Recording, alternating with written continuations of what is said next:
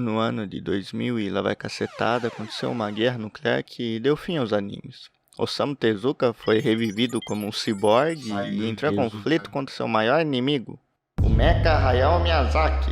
A desgraça foi tanta que os únicos requisitos de que um dia esses desenhos existiram foram umas fitas VHS que continham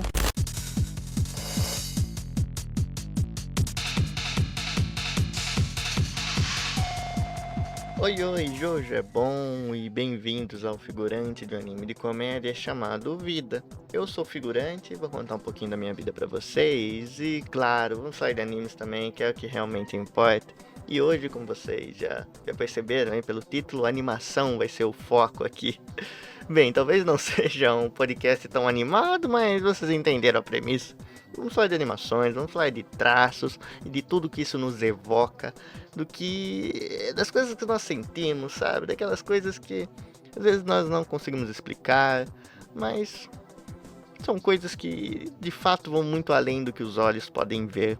Esse vai ser o foco do podcast de hoje, mas antes da gente partir pro podcast, eu gostaria de agradecer aí aos nossos apoiadores. E quem são eles? Bem, primeiro meu grande amigo Gabs, meu querido amigo Gabs, que ele é o nosso único padrinho, tá aí desde o início do projeto ajudando a gente, né? Então queria mandar um abração aí pra ele e dizer também, se vocês quiserem se tornar padrinhos, que ajuda demais aqui o canal, inclusive, tem aí o link na descrição, né? Vocês vão lá pro padrinho e tudo, e vocês dão uma olhadinha lá que tá bacana. E tem também o Pix, caso você queira nos apoiar, né? Que é figurantepodcast@gmail.com, e mandando lá qualquer quantia já vai estar ajudando demais. E além disso, você ainda pode mandar um comentário junto ali, né? Um comentário, uma pergunta, falar alguma coisa que eu vou fazer questão de ler aqui e vai ficar sumarizado aqui no episódio, né? Então, se você mandar uma pergunta, eu vou responder e tudo mais, como fez o nosso querido Aguinaldo Santana. Queria mandar um abraço pra ele, que ele mandou um apoio lá pelo Pix e fez a seguinte pergunta, né? Ele falou assim: mete uma epopeia do Seinens. Com certeza, Aguinaldo, com certeza eu vou fazer um desses. E o que ele quer dizer com isso, né? Só pra contextualizar, se vocês perceberem, o vídeo anterior foi justamente uma tier list que eu fiz sobre shonen, né? Só que a tier list acabou virando uma enorme epopeia, porque foi 3 horas de vídeo, foi muita maluquice, muito desgraçamento. E é uma série, né, que eu tô pensando em trazer aqui pra vocês, que vai ser bem recorrente, né? Fazer tier list de animes, de, sei lá, protagonistas, de categorias e tudo mais. E com certeza vai ter sim sobre seinen, né? Aguarde no futuro, certamente virá. Mas, sem mais delongas, bora pro podcast. Não é um podcast de ensaio, porque eu não ensaiei. Também não é filosofia de boteco, porque eu não bebo. É apenas um desabafo. Animações diferentes, animes são diferentes. Meus amigos, hoje nós vamos falar muito dessas diferenças aí nos animes, nas animações e tudo mais sobre isso. E eu gostaria de começar dizendo por que eu escolhi esse tema, né? É que ultimamente eu tenho visto cada vez mais umas discussões que, digamos, não são muito produtivas. Umas discussões que não levam muito a algum lugar e ficam andando em círculos. E que discussões são essas, vocês me perguntam? Bem, são discussões em torno de animação. Na verdade, são mais reclamações que discussões, não é mesmo? São algumas reclamações que eu acho que acabam sendo injustas com alguns animes. E a premissa delas, pra mim, eu acho que é o que mais acaba me entristecendo, de certa forma, né? Eu acabo ficando encasquetado com isso. Porque eles ficam procurando pelo em ovo, sabe? Tem uma rapaziada que fica procurando um pelo em ovo ali nas animações, justamente pra julgar tudo aquilo que fugir do convencional. Tudo aquilo que fugir do padrão, os caras estão lá policiando e eles não vão vir com argumentos nem nada, mas eles vão na coisa mais rasa possível, sabe? Eles vão vir naquela coisa assim que não tem pra onde ir, que é justamente falar: tal coisa é feia, a coisa tá feia e eu não acho bonito, então tá muito ruim. Tipo, eu acho que o debate assim é totalmente improdutivo, você corta o debate, digamos assim. Você não gera nada com isso e fica só andando em círculos, né? Porque um acha bonito, outro não e tudo mais. Mas são críticas nesse sentido aí. Eu tenho visto cada vez mais, sabe? Cada vez que algum estúdio ali que pega uma obra grande, digamos assim, tenta fazer algo diferente, tenta fugir ali do convencional, eu vejo esses comentários surgindo e me chateiam. Me chateiam um pouco porque dava pra ser mais rico esse debate, dava pra gente tirar mais do que isso. porque a crítica ali não tá na execução da coisa, não tá se foi mal feito, se foi mal polido, se faltou acabamento, não. A crítica tá puramente no estilo da coisa. E quando você critica ali o estilo e essa escolha, digamos assim, você mata muita coisa porque não tem pra onde ir, porque aí você gostou ou não, você achou aquilo legal ou não, então é muito superficial. E essa superficialidade não leva muita coisa, eu acho que limita, eu acho que nos limita. Se a gente fica só julgando pela beleza da coisa, sabe? Se é bonito ou se é feio. Eu acho que tem muito mais coisa pra explorar, tem muito mais coisa pra tirar de tudo isso, sabe? Pra tirar das animações, pra tirar dos traços, pra tirar das técnicas que eles utilizam. As tentativas que eles fazem pra mim são sempre válidas. E claro, existem animações ruins, existem erros de animações. E até na escolha do estilo pode existir equívocos, sabe? Podem fazer escolhas erradas, escolher estilos errados e tudo bem. Só que não é tão frequente quanto essas discussões costumam apontar. E eu gostaria de explorar mais sobre isso e falar um pouco do que vai além daquelas coisas que a gente consegue enxergar, sabe? Do que vai além do porquê são feitas certas escolhas, do que essas coisas são capazes de fazer conosco. Então eu queria focar nisso, assim, porque, cara, eu já falei aqui pra vocês, eu não sou nenhum entusiasta da animação, assim, eu não entendo muito sobre animação, mas eu gosto do que ela me faz sentir, sabe? Eu gosto de uma boa animação, eu gosto de coisas diferentes, eu gosto do que ela é capaz de fazer, da criatividade que ela emana na gente, isso que me interessa, sabe? Eu não fico nessa se é bonito, se é feio, cara, pra mim. Isso é muito raso, assim. Eu gosto de aproveitar o tradicional. Eu gosto, sabe, o tradicional, as técnicas tradicionais que estão aí há 200 anos, aí sendo cada vez mais renovadas, assim, e que se sustentam. Mas eu também gosto do experimental, sabe? Eu gosto de umas coisas que podem estar muito à frente do seu tempo, que ficaram tão à frente que voltaram e agora estão atrás. Eu não sei, eu gosto do experimental, eu gosto da maluquice, porque os animes permitem isso, e quando os caras navegam nesse rio, assim, navegam nesse mar, pra mim é muito interessante, é realmente muito interessante. Eu sou, assim, uma faca de dois gumes mesmo nesse sentido, assim, eu aprecio o sagrado e o profano, porque eu acho que assim a gente pode expandir cada vez mais os nossos horizontes com experiências, assim, a gente não precisa se limitar. Eu acho muito, muito bacana isso, tipo, assistir ali um anime mais tradicional, um anime mais padrão, que segue uma animação ali que tá ali, digamos que conforme a época que ele foi feito, né? Ele tá ali com a sua tecnologia e fazendo ali o básico. É muito legal você ver isso também, porque você presta atenção em outras coisas. Se tiver uma composição bem feita, não vai me incomodar, assim. Eu gosto eu gosto de explorar tudo isso, assim como também eu adoro essas animações mais experimentais, ou então simplesmente algumas técnicas que eles utilizaram que não se vê muito. Sabe, é um colírio pra mim poder ver tudo isso, assim, sabe? Eu não reclamo do diferente e nem olho com desdenho pro tradicional, sabe? Pro normal, para aquilo que a gente vê todo dia. Eu gosto de abraçar essas diferenças pra gente cultivar o melhor dos dois mundos e seguir em frente. Cada nova perspectiva, cada novo horizonte é algo que nós aprendemos, digamos assim, algo que fica com a gente quando a gente já vai assistir outra coisa, tá lá essa bagagem que acaba nos dando, né? Então, cara, pra mim isso é sensacional. E outra coisa, essas pessoas muitas vezes se fecham nessa do diferente, se fecham na do tradicional, naquela coisa que é como um anime deve ser e tudo mais, mas como um anime deve ser, sabe? Vamos olhar pra trás na história dos animes, assim, e inclusive que deu uma inspiração ao título desse podcast, desse vídeo, foi justamente esse pensamento de como o anime mudou durante os anos, como o anime está em constante mudança, que animes são diferentes, as animações são diferentes.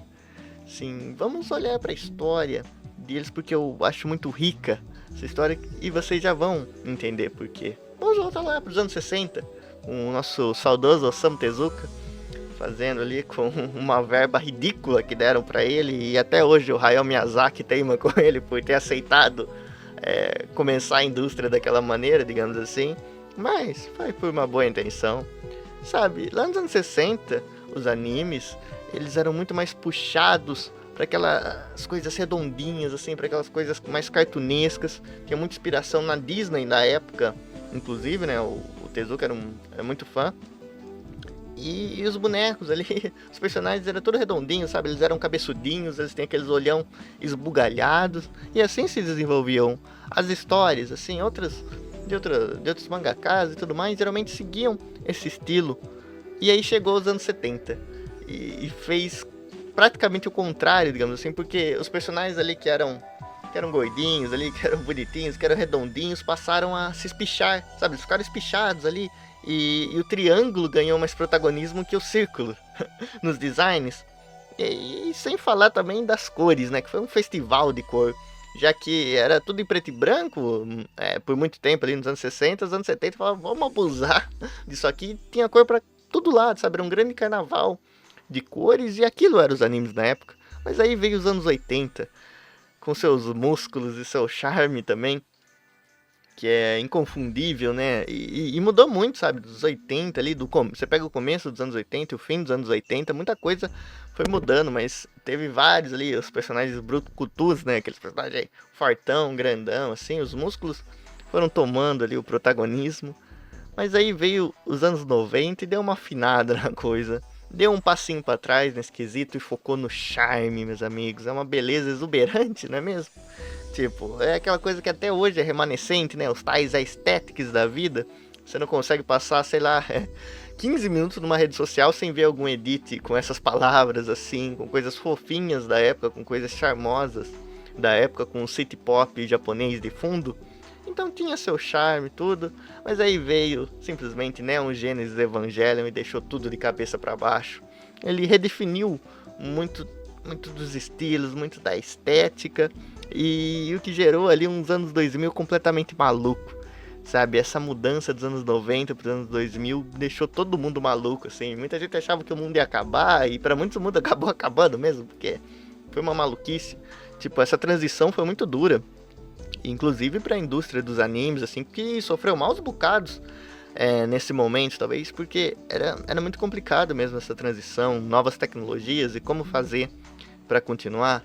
E isso rendeu, assim, umas pérolas, né? Tem tanto anime aí de baixo orçamento que é uma maravilha, e é desses anos aí, então tem muita desgraça que foi lançado aí, mas o design já era outro, sabe? Como eu disse, Evangelion fez muito pra isso, e aí surgiram uns Kaneki da vida aí, né? Uns Sword Art Online e tudo mais, e outros animes também. E nos dias de hoje, a indústria tem tantos estilos, meus amigos, que não tem como você definir o que é o anime. Claro que nos gêneros a gente consegue enxergar mais, né? A gente consegue chegar mais ali no público-alvo também, sabe? Você pega público-alvo e gênero, hoje em dia é mais fácil você identificar certos estilos nos animes do que você propriamente olhar para os animes como um todo. Por exemplo, um shoujo é muito diferente de um shonen, o Slice of Life é muito diferente, sei lá, de anime de comédia muitas vezes, assim. Se o Slice of Life tiver foco em romance, também já muda um pouco mais, sabe? Então tem várias variáveis e tem vários estilos, meus amigos. Você pega aí os isekais mesmo, aqueles aspectos de medievais e tudo mais, eles têm um estilinho, mas só que varia muito, sabe? Tem muitas variantes e eu acho que a indústria dos animes é algo orgânico, é algo vivo. É óbvio que ela vai observar tendências, é óbvio que ela vai tentar sempre trazer o mais rentável, afinal ela é uma indústria, ela seria estúpida se ela não focasse nesse lado também, mas ela abrange muito mais. Então, sabe, se ela mesma aceita essas diferenças e as diferenças são que vão jogando ela pra frente, porque pra surgir uma nova tendência, alguém teve que se arriscar, sabe? Alguém teve ali que botar o corpo fora do que tava na moda, digamos assim, na época, e fez algo diferente. E esse algo diferente foi muito bom e começou a inspirar outras pessoas a seguirem isso também, inspirou outros estúdios a fazer o que eles estavam fazendo. E a indústria dos animes é sempre muito grata a essas pessoas, a essas obras, porque muitas dessas obras que fazem isso viram clássicos. Os estúdios ali são sempre condecorados por causa disso, sabe? Ganham um grande apelo pelo público e tudo mais, pela crítica especializada e sei lá o que. Mas o que eu quero dizer é que as diferenças são sempre muito fomentadas nesse ponto, elas estão sempre puxando a indústria para frente, assim como o tradicional está mantendo ali os pés no chão, é a âncora que segura esse navio para continuar andando. Então, por isso que eu odeio quem despreza essas diferenças, e foi por isso que eu pensei em fazer este humilde podcast justamente para celebrar essas diferenças na mídia. E é uma mídia que eu gosto tanto que eu acho que realmente vale a pena trazer para vocês todos esses pontos.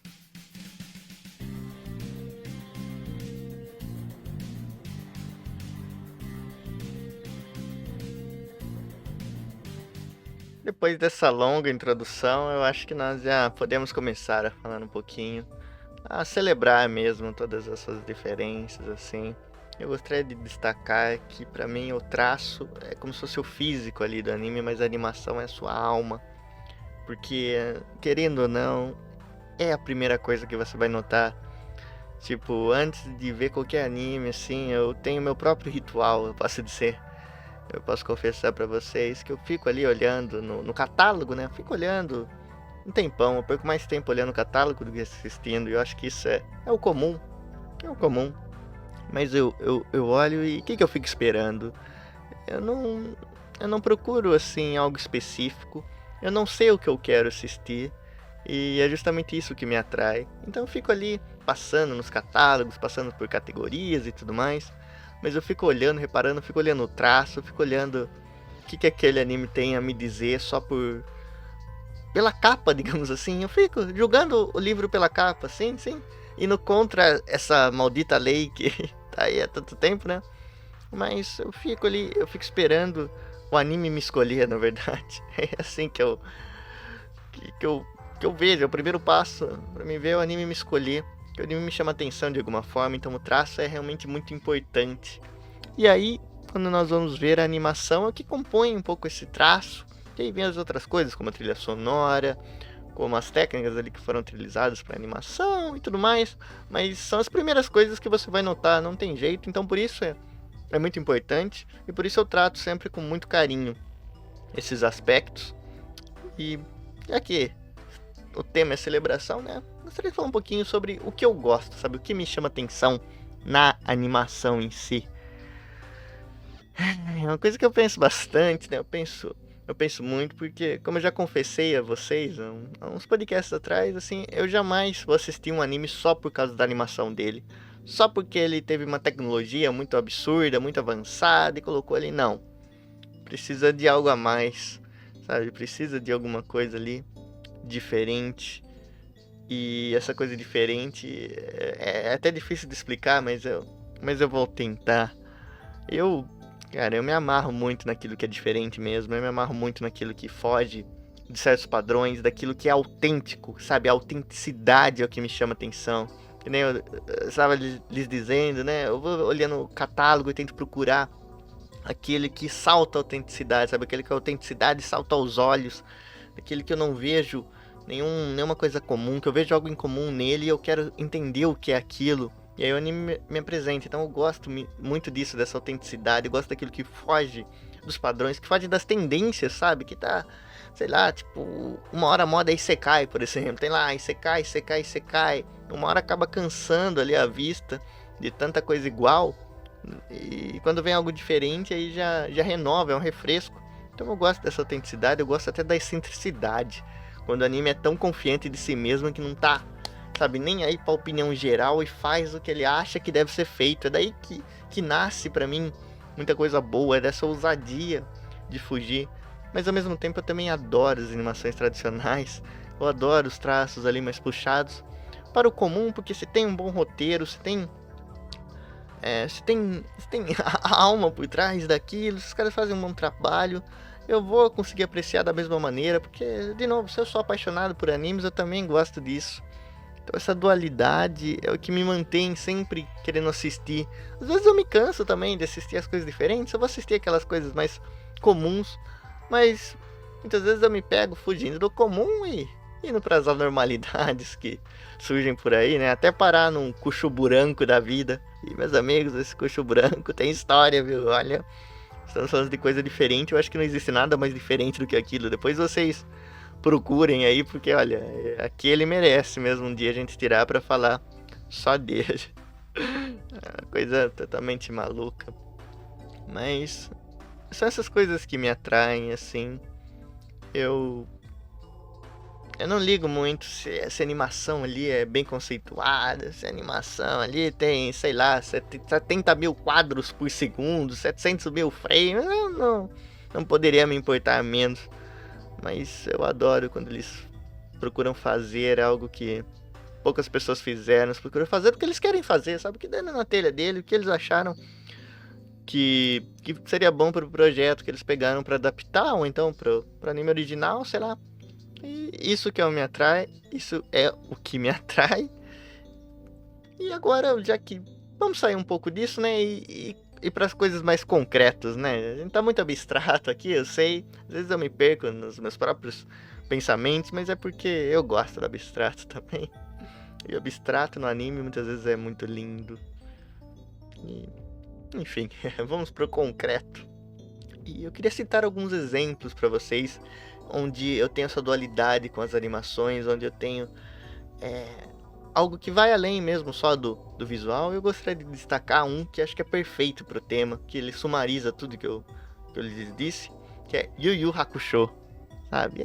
Vocês estão cansados de me ver falando sobre Yu Yu Hakusho, mas eu vou falar mais uma vez, porque pra mim ele representa o melhor dos dois mundos, sabe? Ele me representa um anime ali que fez o tradicional bem feito, sabe? Que fez ali o que precisava ser feito para adaptar o mangá do Togashi.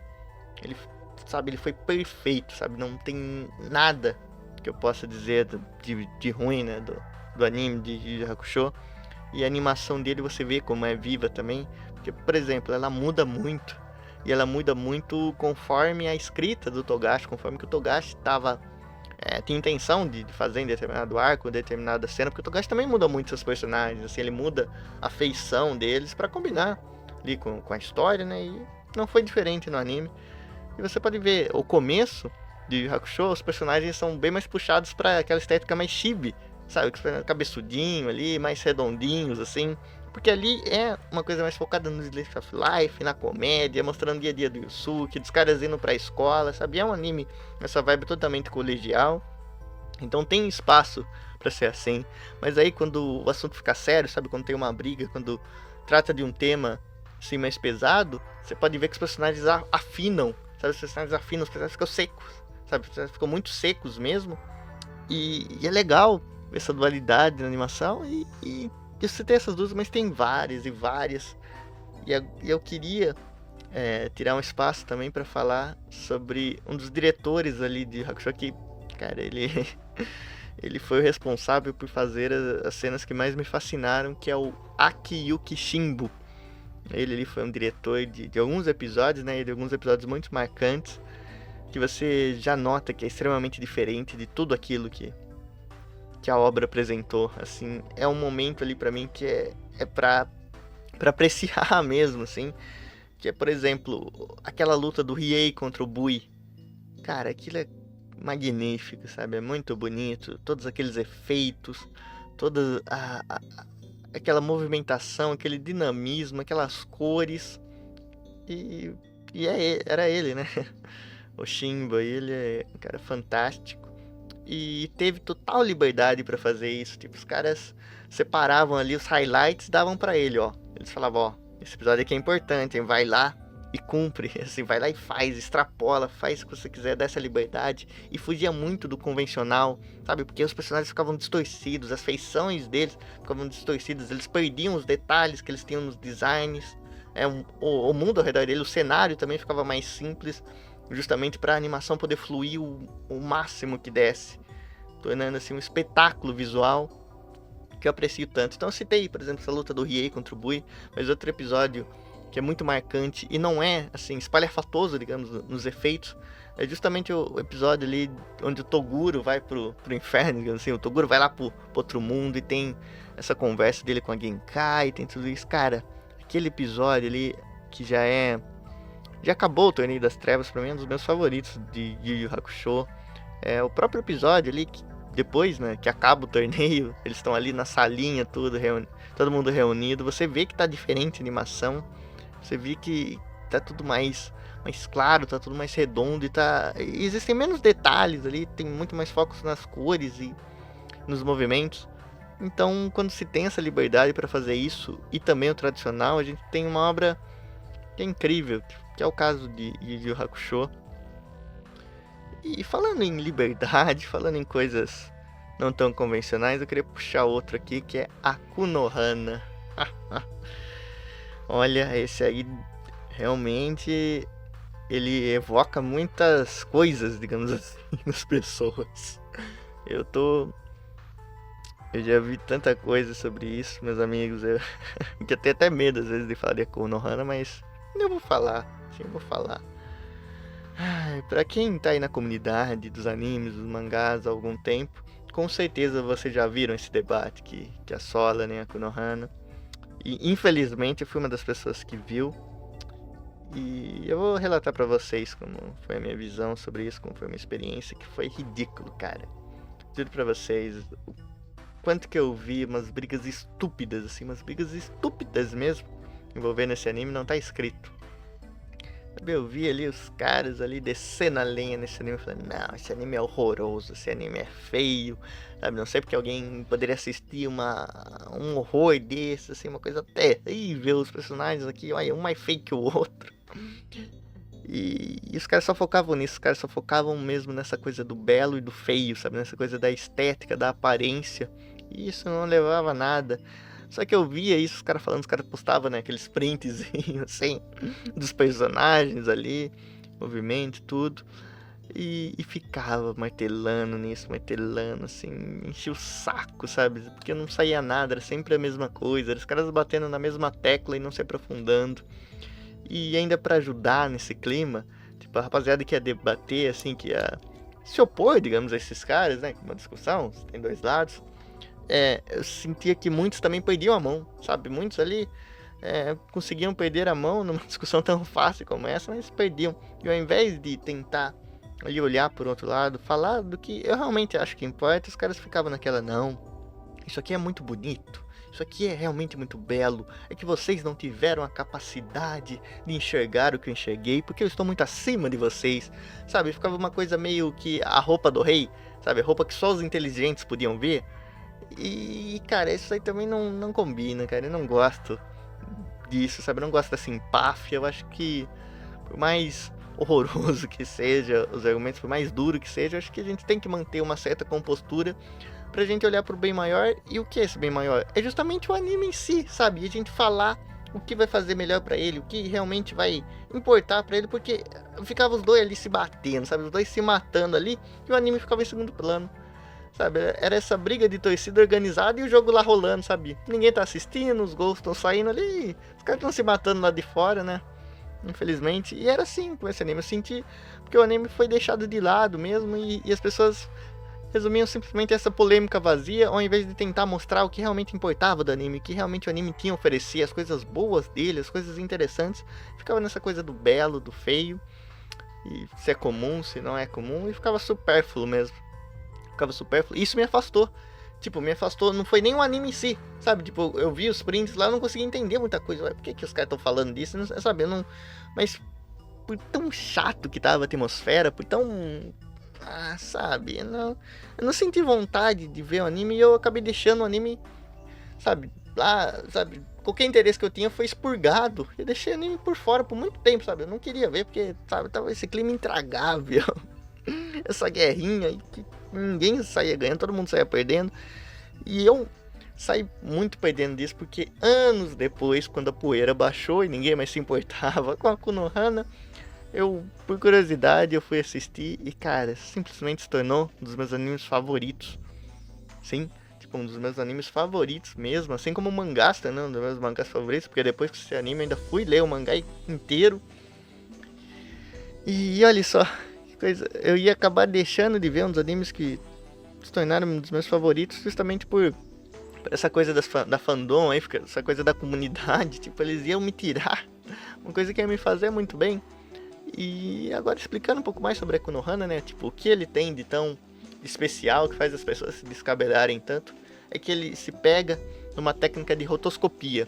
Eles se pegam, sabe, na técnica de usar pessoas reais e tudo, e desenhar ali, baseando-se nelas e tudo. E isso gera um efeito muito diferente, um efeito muito contrastante do que normalmente se vê, ainda mais no gênero que é esse anime, no que ele aparenta ser, digamos assim, porque ele é um anime ali no ambiente escolar, no ambiente de colegial, e aí você já sabe o que esperar, né? Que os personagens mais bonitinhos, esse clima todo que os Slice of Life geralmente proporcionam, tudo, só que a Konohana não tem essa proposta. Ele não quer, vocês sabem, ele não quer fazer isso, pelo contrário, ele não quer evocar as coisas que outras obras evocam, não. Ele quer evocar aflição, sabe? Ele quer te passar medo, ele quer te passar pressão, ele quer te passar conflitos, ele quer te passar todas essas sensações mesmo de agonia. E não tem maneira melhor do que para expressar isso do que com a rotoscopia, sabe? Porque a gente vê ali o rosto dos personagens tudo desfigurado, assim, com os caras realmente sofrendo ali, a gente sente o sofrimento deles, assim. É um anime que trata muito sobre humilhação, sabe? Trata muito desse tema de humilhação, tem personagens lá sendo humilhado a cada 5 minutos, o cara não tem paz. Trata desse terror psicológico que os personagens são colocados ali, as situações constrangedoras. Olha só, olha as palavras que eu estou lhes dizendo, e agora pensem nas todas essas palavras que eu disse pra vocês. Isso combina com algo bonitinho? Isso combina com algo convencional? Tipo, algo convencional, nesse caso, traria algo que combinaria com essa vibe? Sabe, eu acho que não. E o diretor que teve o papel de fazer tudo isso funcionar, né, foi o Hiroshi Nagahama. E sim, o Hiroshi Nagahama que teve esse papel de desempenhar tudo isso, né? E ele foi fiel ao seu ponto, ele defendeu o seu ponto, ele disse que era ali conversando, acho que com o autor, não lembro se foi o autor que disse isso ou se foi ele que disse isso, mas eu lembro desse tópico, que era a única maneira de transportar a Konohana do mangá para as telinhas, era justamente fazendo toda essa bagunça visual que foi com a Konohana, e pra mim é muito mais do que, sabe, dane-se se é feio, dane-se se é feio, se é bonito, é muito mais que isso. São as emoções que tudo aquilo tá passando, é a gente enxergar claramente a emoção que os personagens estão sentindo, porque a cara deles faz questão de nos mostrar isso, de nos lembrar isso. Não tem nada de estático quando você usa essa coisa da rotoscopia, né? A única coisa estática é o cenário, somente, mas a feição, assim, os braços, o corpo e a cara do cara tá desfigurando, sabe? Tá ali se mexendo de uma maneira estranha, e a gente consegue olhar para aquilo e interpretar. E eu, sabe, antes eu tendia a enxergar a Konohana como algo que poderia ser adaptado de outra maneira, mas hoje, olhando pra isso, eu acho que realmente o camarada estava certo. Talvez não seja o único jeito, mas eu arrisco dizer que eu nunca consegui pensar em um melhor. Então a Konohana é perfeito, e vale ressaltar, né, que o diretor agora ele vai ser responsável pelo Uzumaki, né? Adaptação aí de Uzumaki, que vai sair aí, não sei se ainda esse ano ou ano que vem, mas é legal como que nessa do Konohana ele fez tudo fora dos padrões do mangá, né? Tudo fora do traço ali do autor do mangá. Enquanto que no Uzumaki ele tá fazendo exatamente igual, tá até em preto e branco pra não ter reclamação. Então achei bem interessante isso. Vamos partir agora para o próximo, né? E vamos falar um pouco sobre a excentricidade que eu citei ali ao falar sobre as coisas que eu gostava de animação, né? E agora o anime que eu vou falar pra vocês aqui é a excentricidade em pessoa, que é Gankutsuo, é o Conde de Monte Cristo, né? Pra gente, pela tradução. Cara, que anime sensacional, que anime esquisito no bom sentido, e assim, também é um dos meus favoritos, né? Eu escolhi, assim, grande parte dos meus favoritos porque eles têm a ver com o tema, né? Eles têm ali, até na animação conseguiu mexer comigo, e ele usa uma técnica, assim, Gankutsuo, né? Ele usa uma técnica muito diferente, assim, eu não tinha visto ninguém fazer o que eles fizeram, sem nenhuma mídia, e depois eu fui pesquisar e vi que, se não me engano, Mononoke utiliza a mesma técnica. E que técnica é essa? É uma técnica que brinca com texturas, assim, brinca com texturas, com padrões em camadas. É isso que ele faz. é algo bem simples, mas dá um efeito sensacional, assim. E eu falo simples que o conceito é simples, mas pra aplicar isso também deve dar um trabalho que Deus me livre, hein? Eu duvido que os caras que fizeram isso foram bem pagos pra fazer, mas eu sou grato a eles, justamente por isso. E o que é isso, né? Vou tentar explicar um pouquinho mais. É que assim, ó, fica a textura ali no plano de fundo, né? Que textura geralmente é utilizada ali, tipo, como isso aqui poderia ser uma textura de um papel, né? Você vê que ele tem vários furinhos aí pra você que tá assistindo e pra você que tá ouvindo. Eu tô tentando fazer aqui um SMR aqui pra ver se vocês ouvem o barulhinho aqui e consigo assimilar o que eu tô querendo dizer. Mas assim, a textura tem, geralmente, convencionalmente, é usada nessas coisas, tipo fazer o cimento ali, fazer o céu, pra fazer um gramado. Eles usam uma textura, mas aqui a textura ele é usada pra substituir as cores. Olha essa coisa, por exemplo, se o personagem tá vestido aqui uma camisetinha e tem assim um certo padrão, tipo, ao invés da cor da camisa dele vai estar ali um padrão, sabe? Vai estar ali uma textura e essa textura tá imóvel, ela tá ali. Só que o personagem tem movimento e a textura não se move, né? Então ele se move, a textura ali tá parada, tá esticada.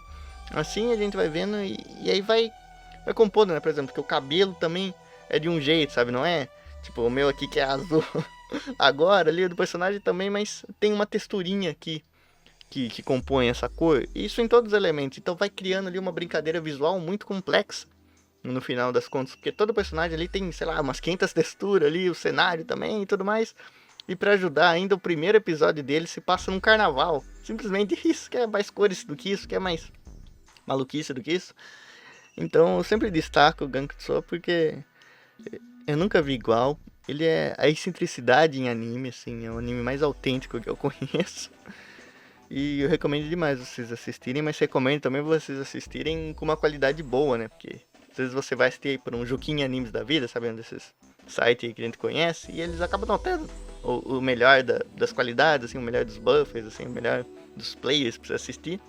E tá lá, sei lá, um 360 e tudo, aí você vai ver o Gankutsuou e vai estar tudo com bitrate zoado, sabe? Vai tá tudo pixelado, né? Então é importante nesse caso pra ter o melhor entendimento da obra, mas vale a pena demais. E ainda, nessa de que vale a pena, eu gostaria de falar sobre Ping Pong The Animation. E não preciso nem dizer, né? Um dos meus animes favoritos também, olha, coincidentemente, quem diria? E ele é sensacional. Ele é do nosso querido Yuasa, que também é um dos grandes nomes contemporâneos, assim, um cara que já marcou época na história dos animes, né? Ele, já vamos falar depois de outro que ele também dirigiu, mas eu fico sem palavras pra esse estilo de animação, porque é um estilo bem diferente, que ele limpa os detalhes, sabe? É um estilo bem parecido com o do Shimbo, inclusive. Um estilo bem... dá pra você traçar alguns paralelos. E assim, a única diferença é que o Shimbo ele utiliza esse detalhe esse detalhe, digamos assim, fica mais visível em sequências, assim, ele guarda o trunfo deles, assim, ele faz ali o episódio meio que ainda no tradicional, mas ainda assim com esse estigma dele, assim, com essa visão dele, essa interpretação que ele tem, e aí nas cenas que é pra exagerar mesmo, ele se solta. Enquanto que o Yuasa já usa isso bem mais recorrente, sabe? É inteiro, sabe? O anime inteiro já tem essa pegada forte. Então sabe? Você sacrifica muito do design, você sacrifica muito do cenário, você simplifica tudo e você acaba com tudo ali na animação, sabe? É um turbilhão de movimento, um turbilhão ali como que fala? É um ritmo, sabe? De ritmo e tudo, sabe? Não para. E só tem essa capacidade por causa desse sacrifício, né? Uma troca equivalente no fim das contas. E isso torna muito interessante de ver.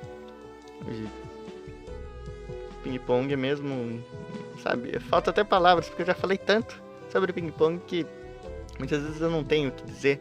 Mas sabe? Falando ali, sabe? Como você vai fazer um anime que os caras estão ali em movimento, sabe? Com a raquete toda hora. Vai movimento, a bolinha vai pra lá, a bolinha vai pra cá. Não tem como você fazer isso por meios convencionais. Aqui é um dos outros casos que é pedido, sabe? Que precisa de algo pra sair disso. Precisa de alguma coisa pra gente superar isso. E aí que a diferença entra em conta, sabe? A diferença, o diferente. convencional não vai dar jeito de tudo.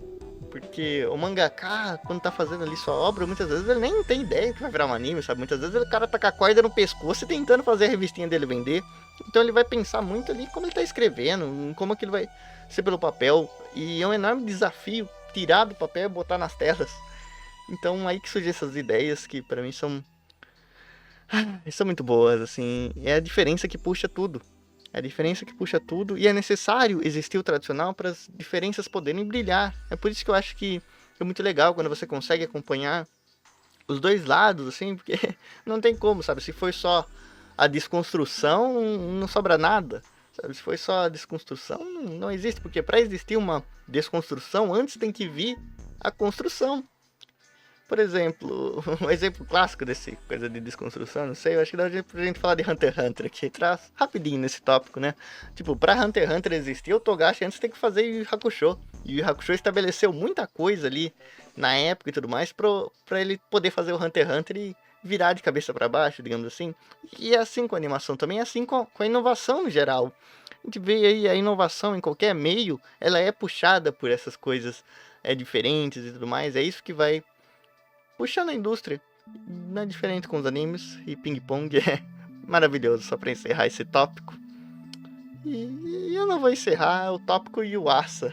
Assim, esse é um tópico que eu vou continuar, porque agora eu queria falar sobre Devilman Crybaby, meus amigos. Devilman Crybaby definitivamente foi um anime que eu não gostei, mas eu explico.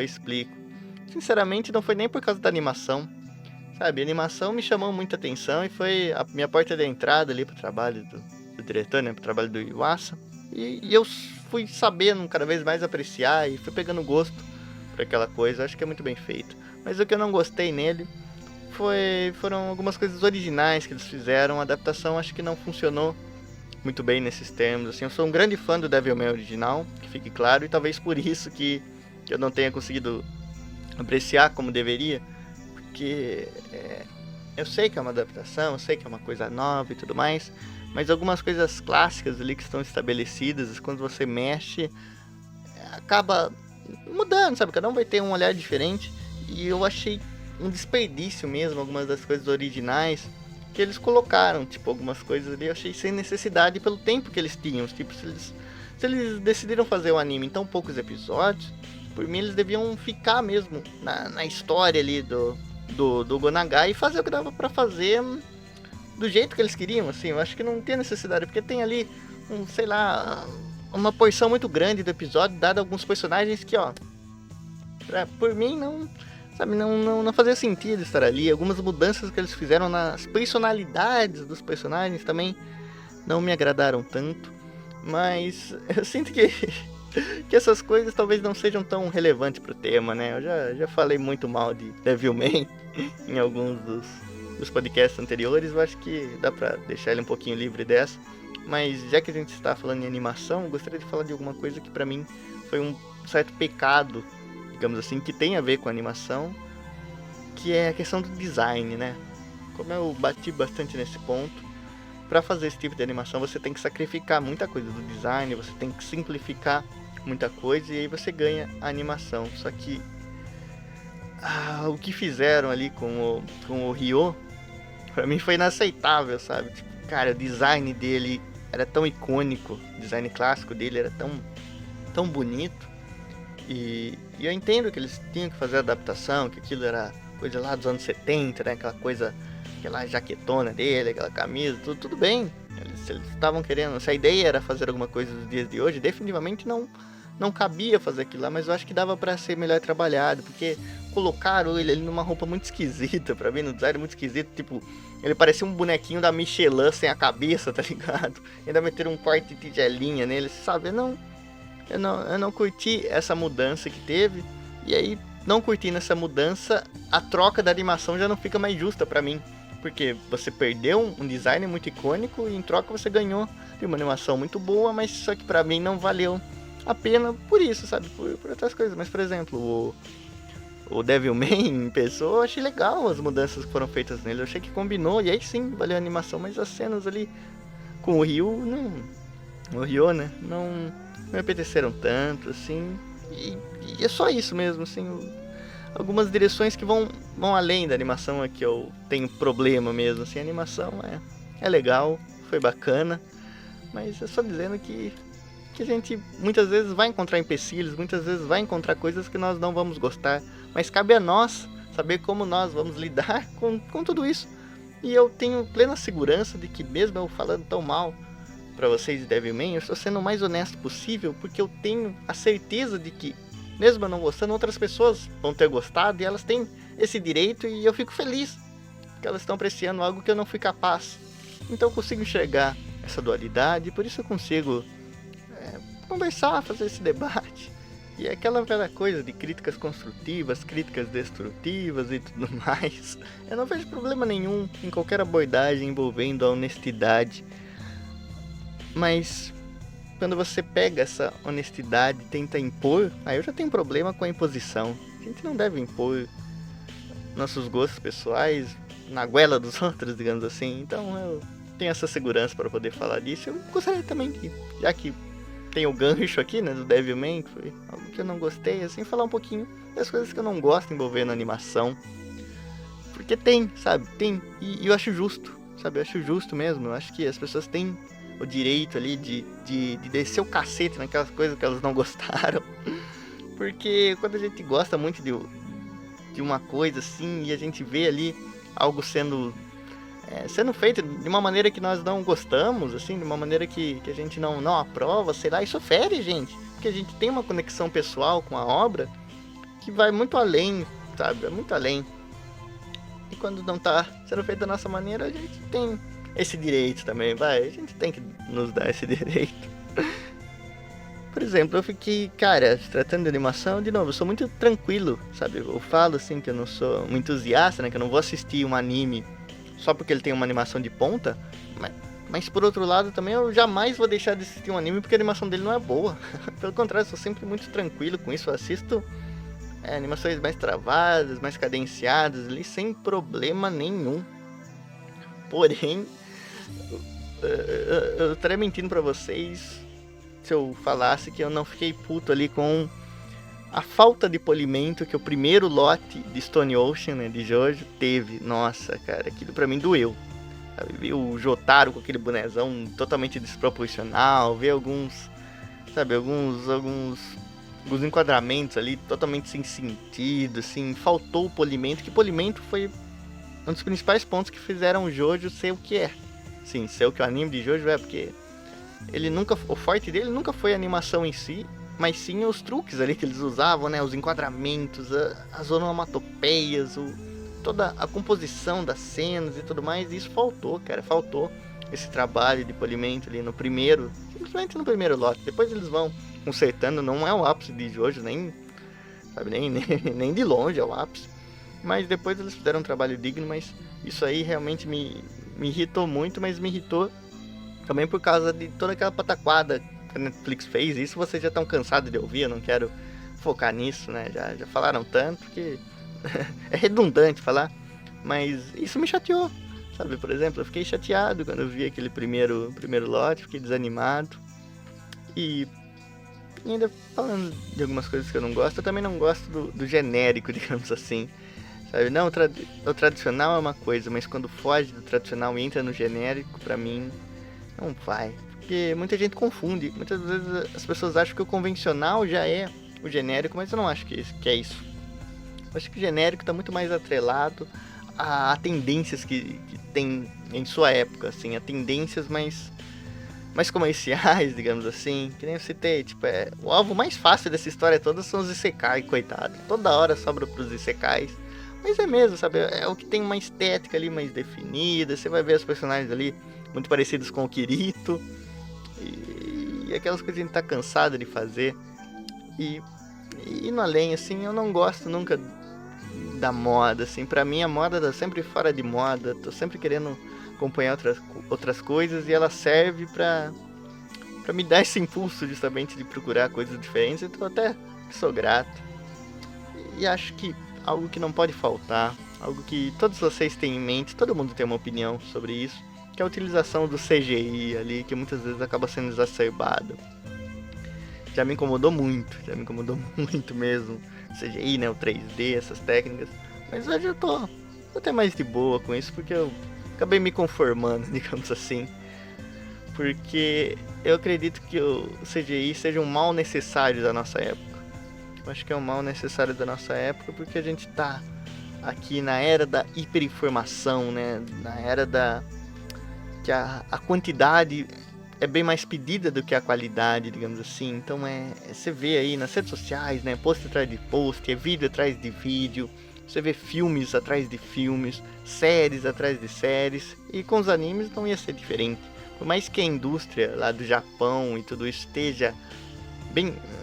um passo bem fora, digamos assim, dessas coisas, dessas tendências, eles ainda sentem, sabe? Ainda respingam nele. Então essa necessidade aí de fazer sempre mais, você vê aí os estúdios que sempre tiveram esse estigma de não pagar bem seus funcionários, agora pegando cada vez mais animes em cada vez menos tempo.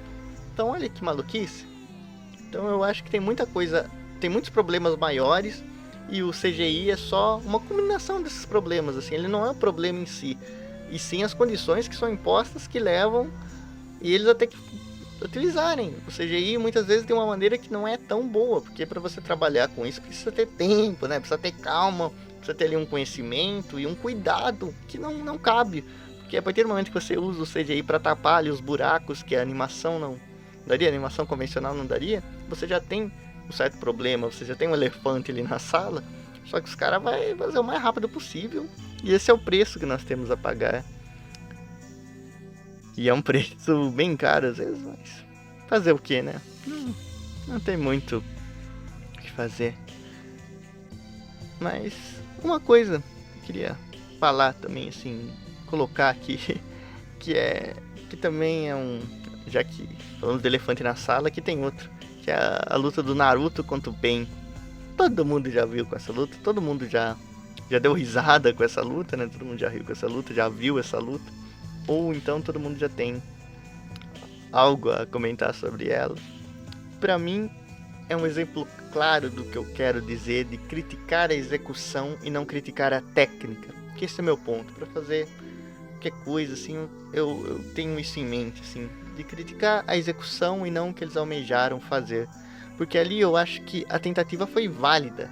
De novo, eles são ainda, né? O estúdio Pierrot é o mesmo estúdio que fez Yu Yu Hakusho, e é o mesmo estúdio que fez aquilo funcionar em Yu Yu Hakusho, porque Yu Yu Hakusho tinha as lutas tradicionais, mas tinha um momento que ele, sabe, largava a mão e fazia o que queria, né? Que era aquelas sequências do Shimbo.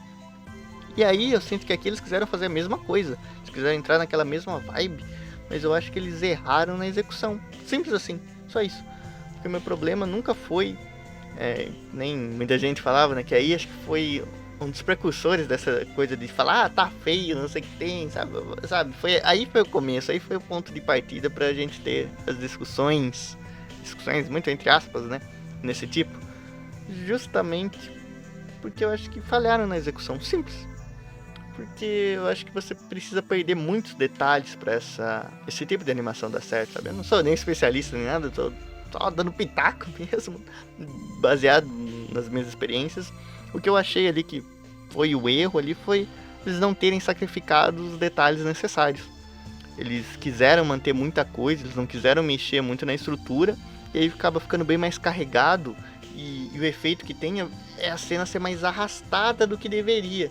Tipo, um frame que era pra durar menos, assim, uma fração ali, sei lá, sabe, eu não sei, né? Eu me perco nesses termos técnicos, porque eu vou formular a frase, eu vejo que não faz sentido eu usar tal termo, mas eu acho que vocês estão entendendo, né? Ou não, nem eu tô entendendo muito bem. Mas enfim, o que eu quero dizer é que aquelas caras engraçadas, aquelas caretas que ficam visíveis pra gente, eram pra ser muito menores do que elas são. E aí sim, criando esse efeito, dando essa ilusão, digamos assim, de que a luta tá fluida e tudo mais. E só que a partir do momento que você não consegue fazer esse link, ela acaba saltando à vista pra gente coisas que não deveriam, sabe? A gente não deveria enxergar aquilo e acaba afetando o nosso raciocínio, entendeu? Então eu acho que ali foi uma execução mal feita. Assim como foi, por exemplo, o Berserk de 2016, né? 2016, 2017. Eu acho que a gente está no momento que o Estúdio Orange já tem um cacife ali pra falar que dá pra fazer obras, dá pra fazer animes inteiramente em CGI. Desde que você consiga fazer, né? Desde que você faça de uma maneira bem feita. E em Berserk foi o contrário. Então acho que até Berserk a gente poderia ver algo melhor com o próprio CGI. Hoje provou, sabe? O tempo provou, porque naquela época a gente ainda não tinha muita coisa, a gente não sabia se lidar muito com isso, eu acho. Mas agora acho que tá mais na cara que dava pra ter feito algo melhor, dava pra ter feito algo interessante, porque Berserk é muito difícil de você adaptar.